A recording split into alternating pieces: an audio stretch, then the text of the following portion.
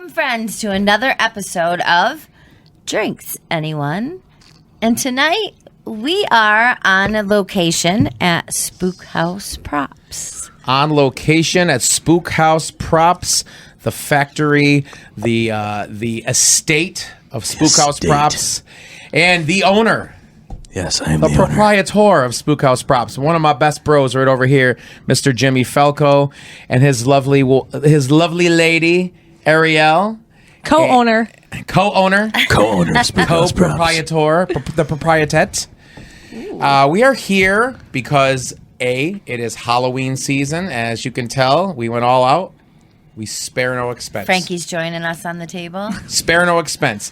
Literally no expense with Frankie, but all this stuff's from the dollar store. So Yes. Why Yes. you gotta give it away? Well, first off, thank you for having hell? us on your episode here. We really appreciate it. you know, when we said we were going to do a Halloween episode, I said, "That's for Falco right there. That's for Falco." Well, As you saw at What is your voice? You get so deep all of a sudden. as you saw, My name is at the Jimmy beginning. Falco, everyone. As you saw at the beginning of the show, the little montage we showed, we are definitely in Spookhouse Props. We did a little tour of Jimmy's mask collection. We're going to get into that later on. We're going to talk about it. You saw the shop down there. We're going to talk about that.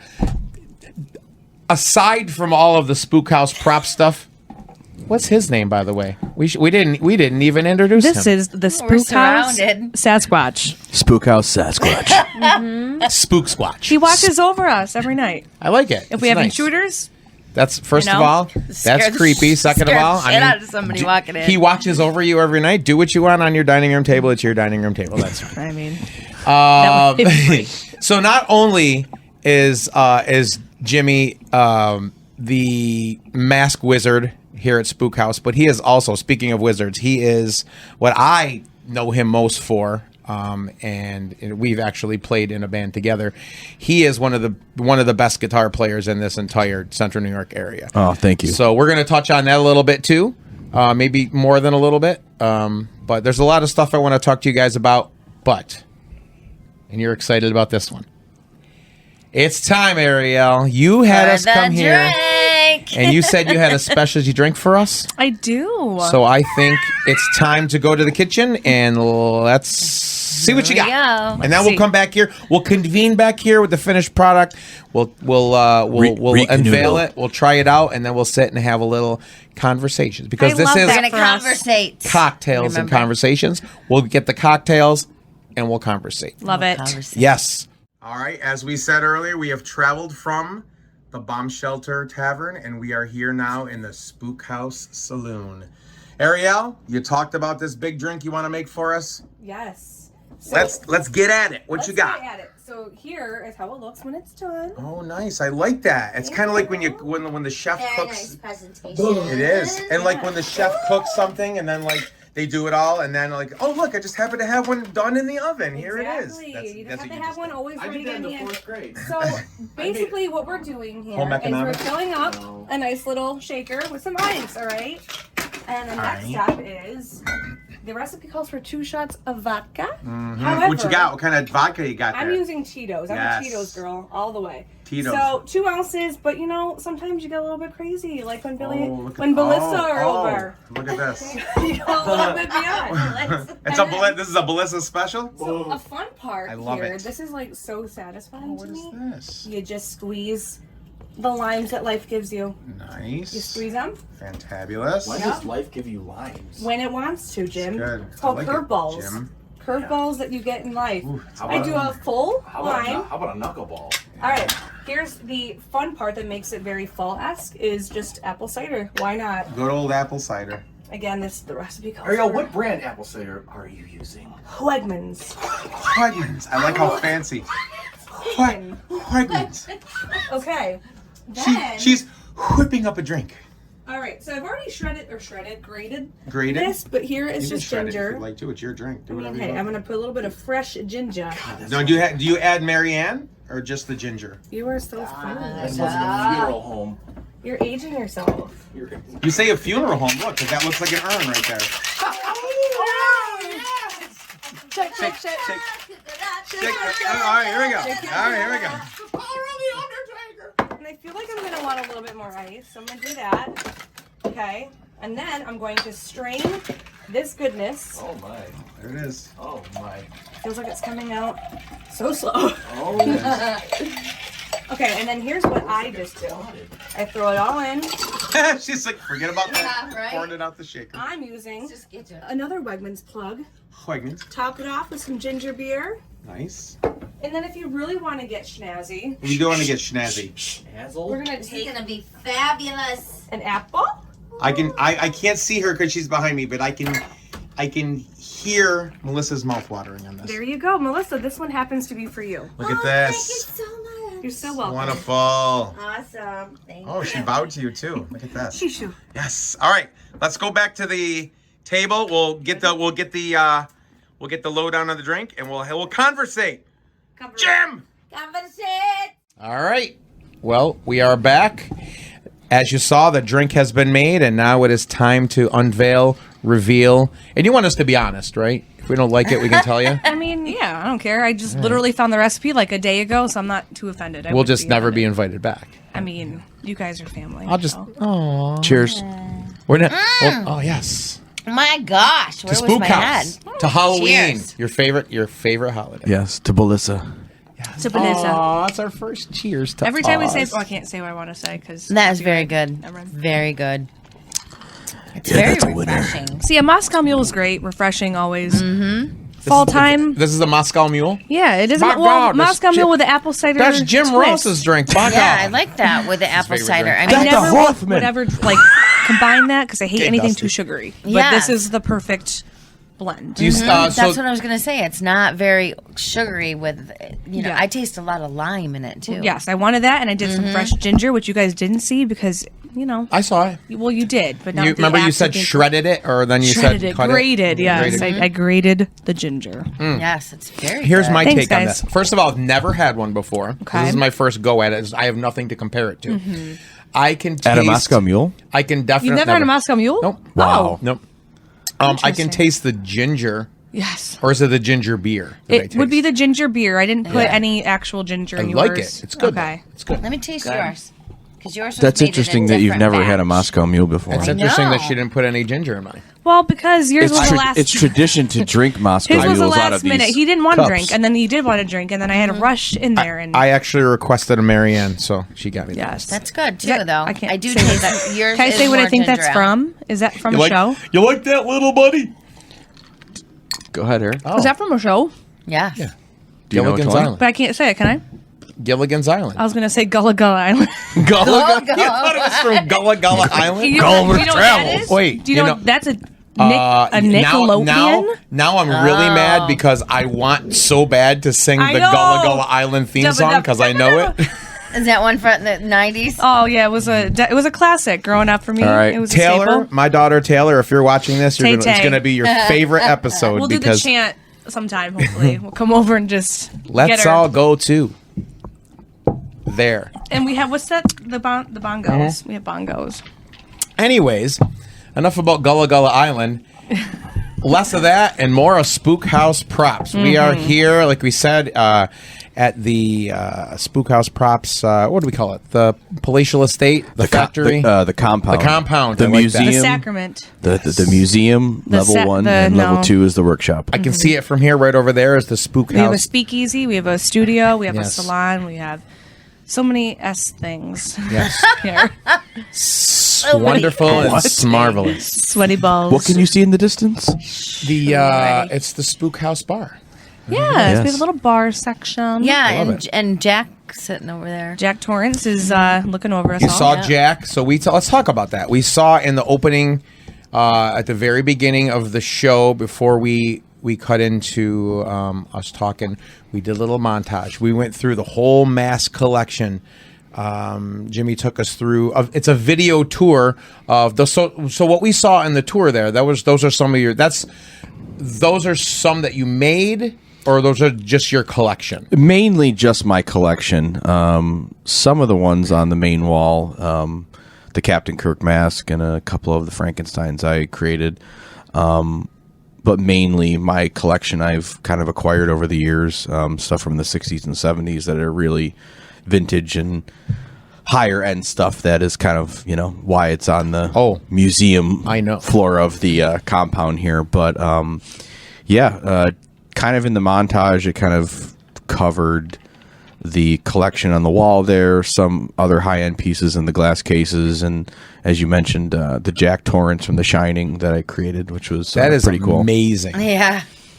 I remember I said, you just buy that one? You're like, no, I made that. No, I did. I actually holy crap. I sculpted that one from Jack Nicholson's life cast, his life mask that you kind of start the sculpt with as a base, and then you build off of that where you can create a different look, expression. And obviously, I was going for the caretaker look, as it's called, the mask. The mask called the caretaker. But mainly his known work in The Shining. I've also done a Joker version off that too, which is pretty cool, from Batman '89. But one thing I want to do is make that bigger. I want to enlarge that. That's the thing too. That's the great thing about mask making, of different sizes and wearable points to collectors that they like and stuff like that. So you, as far as the collectors, there's a lot of. I never knew before. I knew about it and learned about it from you. I never knew that there was, like, I don't want to say an underground, because I guess you could say the same thing as my collection that I have of wrestling stuff. Somebody who doesn't know wrestling would say, oh, like, that's like an underground collectors of that. Is it underground, or is it mainstream, or is it kind of in the middle? It's initially, when I first joined the hobby, it was mainly underground, because the only thing out we had was, the original Halloween franchise, which was from starting in 1978 all the way up till like 2001 or 2 for Halloween Resurrection. And that was the original franchise, but it kind of had a rebirth with the Rob Zombie films, along with the new trilogy that has just spawned, and that kind of has brought the hobby from the underground level to more of a mainstream level, and grabbed more people's attention and collectors, and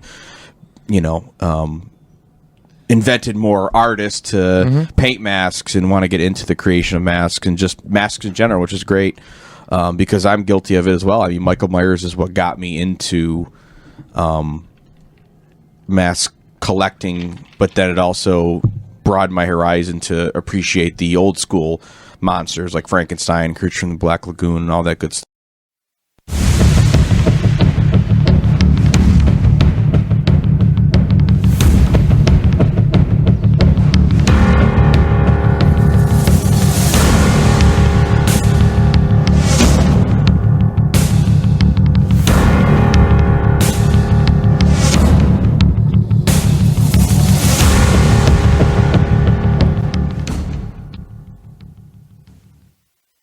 So, is there an underground collection with mask collectors like there is with wrestling?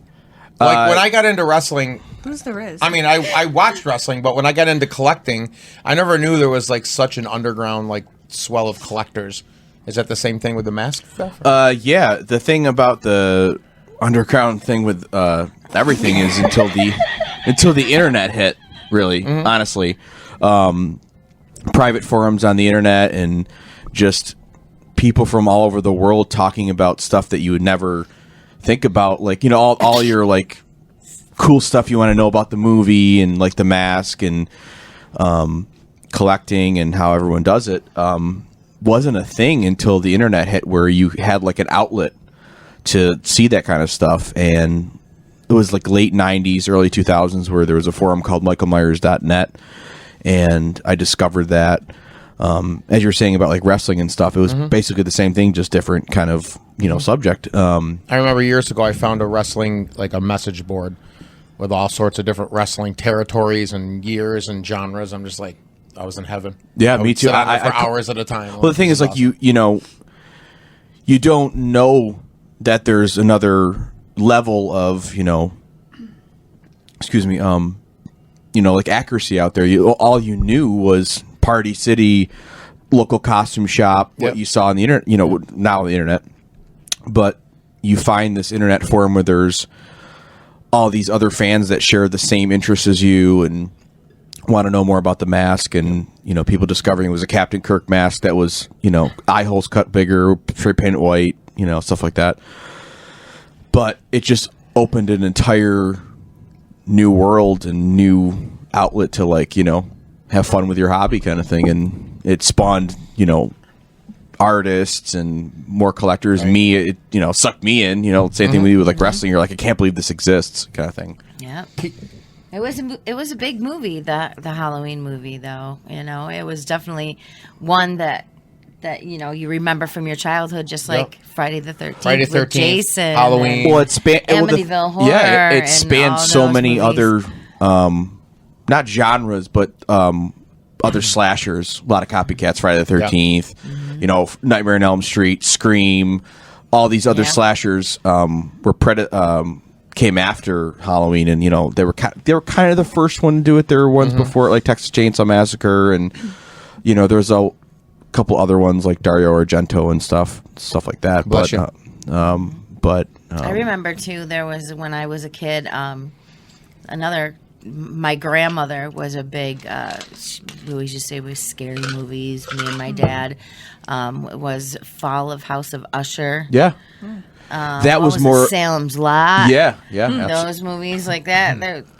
Those scared me when I was a kid. It's funny that you say the Fall of the House of Usher. That's actually going to be good. That's going to be coming back actually with Mike Flanagan, who did Haunting of Hill House and Midnight Mass. That was great. They're revamping it. Mm-hmm. Do you think Bieber will be in it with them? Who? Bieber. Justin Bieber? Yeah, him and Usher. He's friends with Usher. Yikes. No, but the thing about the Fall of the Just saying, they're buds. House of Usher, she goes back to her grandmother saying that, all those great Hammer films from the European horror and stuff like that, and all the, Gothic Castle horror and Vincent Price and Peter Cushing and Christopher Lee, all that classic horror was like kind of like a roadmap to like, a lot of spin-offs of that kind of genre movie. But Halloween, the thing with Halloween is it took, the horror, like as John Carpenter would say, the horror out of Gothic castles and vampires, and it brought it to a suburban neighborhood, and it related it to makes like, it more realistic for people like you and I. 3 babysitters on Halloween stalked by a maniacal killer and somebody who escapes, and you're like, wow, this is fresh, this is interesting. And then you take that concept and you dress him up like Michael Myers is, and you're like, whoa, this is fucking unbelievable. There's so many movies now that we're talking about this, though, that are popping in my head from when I was a kid. Now, you mentioned The Babysitter, so now I'm thinking about the one, The Call Came From Within the House. When a stranger calls. Yeah, that's a great, That was actually another based on like true story. Well, yes, Was it was a Ew, movie. was it really? Like, I think on so. AMC, I remember being home from school sick, and there was a black and white movie on AMC, and I think it was called When a Stranger Calls. And I was like so fascinated by it, and it was like the old time woman who lived in like a 100th floor townhouse, condo, whatever. And anyway, same premises, everything. And then that movie came out in like, I don't know, 2007, 2008. Well, And there's put also that suburban-y kind of that's funny you say that, because that movie was almost, again, it I feel like every director and every movie kind of takes from all over the place. Like that premise right there is exact. When a stranger calls, that's the plot of Black Christmas, where the call is coming from inside the house. Yeah, another and one. the killer is living in the attic, and he's the 79. one. He's the killer.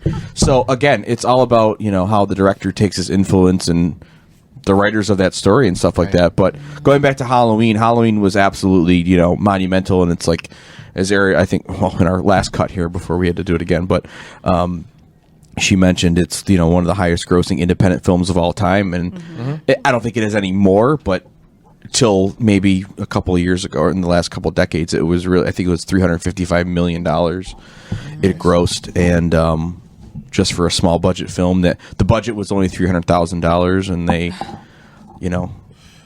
that's it. Could you?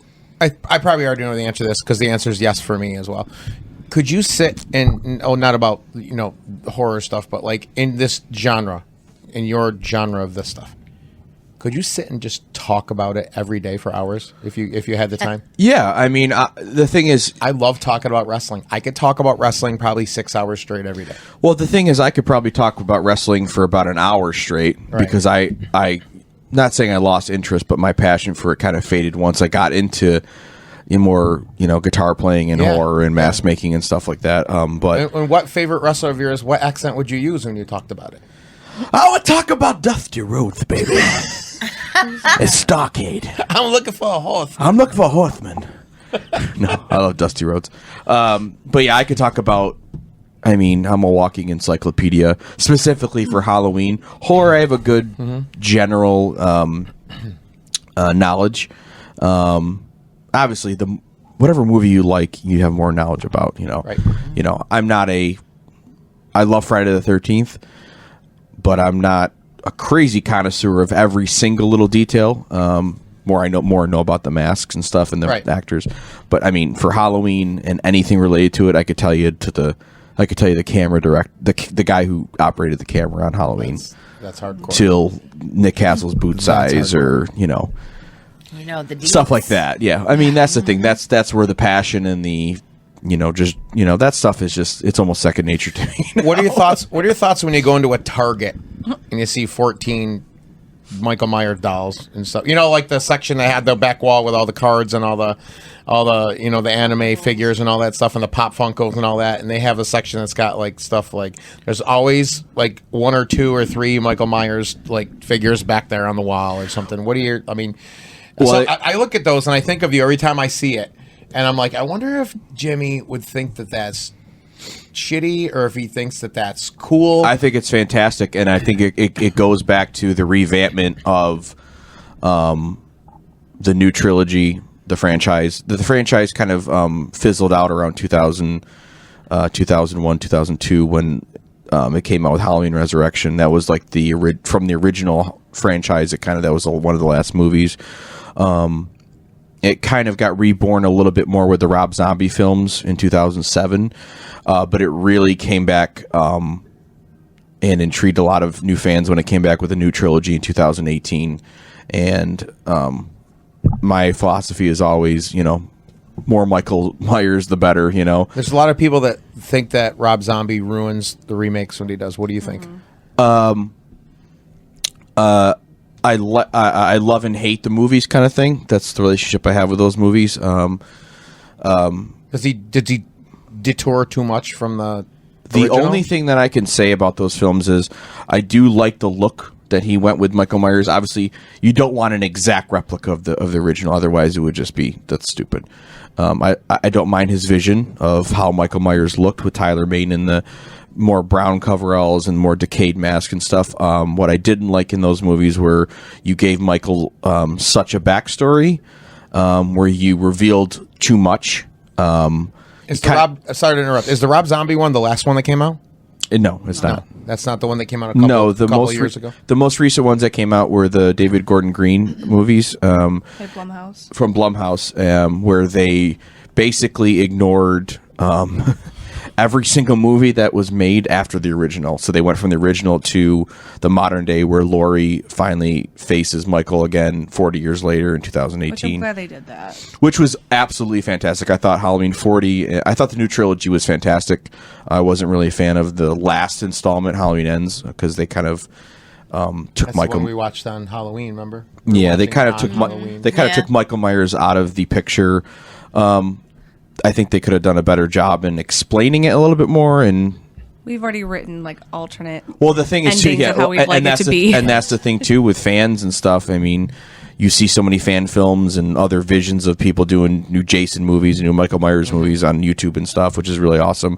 But I mean, even myself, I was bored one day and I wrote an alternate ending to the end of Halloween Ends because it just wasn't. It didn't satisfy. It didn't satisfy the majority of fans to end the series like that kind of thing. Basically, we pulled a Kathy Bates in Misery. Yeah, we rewrote the ending kind of thing. Nice. We kind of Michael Myers did my ending that I wrote is actually pretty damn good, and I shared it with one of my buddies, Justin Norton, and we really want to put it together and we really want to somehow get it filmed, but. that's a topic for another day. But like you said, the Rob Zombie films, respect them. They're really cool. I think The Mask is fantastic. I think Tyler Mane is fantastic. I just don't like how they revealed a little bit too much of his childhood and why he became the way he did. As in, John Carpenter explained, Michael Myers, he's the shape. He's the shape. He's not. He's a supernatural force. He's not human, but he's also human. But to keep it unknown of why he kills and why he does what he does and how he acts and how he tilts his head and how he stalks people, it's more scarier what you don't see. Is it cool to you? Because like back in the day, like when we watched it as kids, he didn't necessarily really have like feelings. What are your thoughts on like them giving him like a backstory and giving him like feelings? Well, the thing with with giving him a backstory and the whole feelings thing, it brought him into the family element of in the Rob Zombie films. This is the Rob Zombie film strictly because they didn't really touch on it in the other in the main franchise. In the Rob Zombie stuff, they gave him an abusive family, bullying, bad upbringing in general, where it turned him into this rageful, catatonic kind of person. Almost gave him an excuse. Right, where he would, he killed a kid in middle school he beat him up with a piece of tree, whatever it was, and then his mother committed suicide, and it was a very, very dark and very family driven reason why he would turn into this big killer. Right. Because the rest of the movie, he's searching for his sister that was as a baby at the time, and he's looking for Laurie Strode, which is his sister that he was looking for. Which I guess that's the direction he wanted to go with, which is fine. In Halloween 2, which Rob Zombie did, there was more of like a spiritual connection between him and his mother, and like a white horse, and that kind of took the element of spookiness and like stuff away from Michael Myers, which I didn't really enjoy, but for what it was, I'm always not going to complain. More Michael Myers, the better, kind of thing. I just feel like when you don't know the backstory, you don't have that feeling of resolve, like to know the reasons why, he was driven to do what he did. Mm-hmm. That, to me, when you don't know all that and it's a mystery, it's way more scary. Right. And knowing all that, it's just like, okay, this kid grew up and he just hates everyone and is resentful and there's rhyme and reason to it. Well, that's the thing, too. In the original Halloween, you show him breaking out of an insane asylum, and all of a sudden he's back in his hometown, and he sees this girl and this little kid come up to his, childhood home, and he's immediately like, boom, Triggered. That's it. That's who I want. That's who I'm going after for the rest of the movie. Rather than, okay, my mom was beaten, my sister was abused, Right. this and that, blah blah blah, and So I've always been a very big advocate of keeping it unknown rather than explaining it so in detail, where you're taking away from the mystique. You're taking away from the shape. You want him to be just he's a shape. He's supernatural kind of thing. That's why he appears. You see him, and you sometimes don't see him, and you're like, did I just see that, or did I not see him? Kind of like he's behind the bush. He's not behind the bush. That kind of thing. So we talked about like we did the tour. You saw the tour of the mask collection. We showed the studio downstairs and everything. But you are not the only mask creator at the table. Melissa actually made me a paper bag mask one time. It was great. It was awesome. And she made me wear it every night. And I'm like, why do you want me to wear this paper bag every... And then I'm like, wait a minute. Where's that bun? She got it from McDonald's. Where's that? Did we get that? And, yeah. Where's that? It was a McDouble wrapper. Actually, yes, it was. I'm like, babe, I got plenty of my own. All right. No, Ariel has dabbled in the mask field. How'd you get into that, I wonder? Honestly, there was just no real big explanation. I think just one day, I'm like, he's always down in the workshop. I'm like, I got to find a way to reconnect with this guy here. And, I have some artistic ability, musically and other things. So I'm like, let me just try my hand at clay. And you went girl power, didn't you? I kind of went girl power. So I was so enthralled, like when I was thinking of like a character of who I would want to see as a mask, I'm like, I feel like I don't see any like female horror characters that are wearable masks. And we had just gotten done seeing like The Conjuring, and then the Nun movie had just come out, or like on or about the time that Well, we it was were a Conjuring selecting it. 2, yeah. So he had all this clay, and as a way just to be down in the workshop with him, I just would go down there and challenge myself, and it became really interesting. And once it started to take shape, that I think motivated me to keep going and see what I could do with it. Jimmy would come in and tweak some things here and there. We'd be upstairs comparing our pictures and like pulling it up in the TV and like, what should we do here? So it was a nice first time sculpt, good experience. Absolutely. And No, we still sell it, like our Etsy. It's on Etsy, and That's Yeah, awesome. how many have you People- made now of the Nun? oh god, oh my God, we've. I feel like we get the most I'd say sales. it's close. I say it's close to 100. It's so cool. 100. Really? It's so cool looking. And Yeah. it's, Wow, I didn't know that. I really it wanted- was like yeah. 100. Wow. People like all Oh, over it's the world definitely. want it. We could probably pull up the amount of orders we've sold. The Nun is a very, very popular Yeah, hot ticket commodity on the Spookhouse Props Etsy store. it really is, Wow. and it kind of it makes me happy on one end, but also I look at it and there are so many things I would love to do differently.